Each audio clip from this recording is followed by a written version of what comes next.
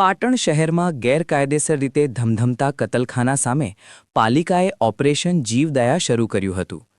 પોલીસના ચુસ્ત બંદોબસ્ત સાથે પાલિકાની ટીમે 52 ગેરકાયદેસર કતલખાનાઓ સીલ કરવામાં આવ્યા છે। આ દરમિયાન ઘરોમાંથી માંસ મટનનો જથ્થો પણ જપ્ત કરવામાં આવ્યો છે। પાલિકાની ટીમે સતત 10 કલાક સુધી કાર્યવાહી કરી હતી।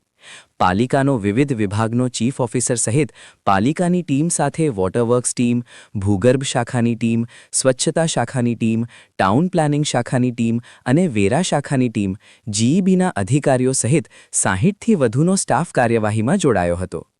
આ કાર્યવાહીમાં 52 સ્લોટર હાઉસ યુનિટને સીલ કરવામાં આવ્યા છે।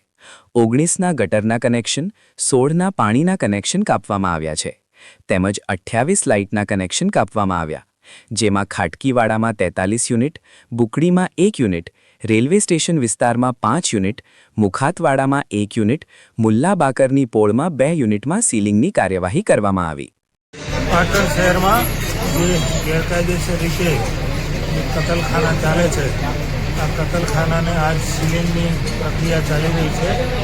આમાં નગરપાલિકા ચીફ ઓફિસર તરફથી પોલીસ બંદોબસ્તની માગણી કરવામાં આવેલી અને એમણે એમના જે દસ્તાવેજની પ્રક્રિયા જેવા કે એમના નિવેદન છે, કેટલી જગ્યાએ એમને નોટિસો આપી છે, આ બધી પ્રક્રિયા એમને પૂર્ણ કરતા અને પોલીસ તરફથી આ તમામ જગ્યાઓનો સર્વે કરી અને અમારા પોલીસ અધિક્ષક શ્રીના માર્ગદર્શન હેઠળ એક મોટા બંદોબસ્તનું આજરોજ આયોજન કરવામાં આવેલું છે।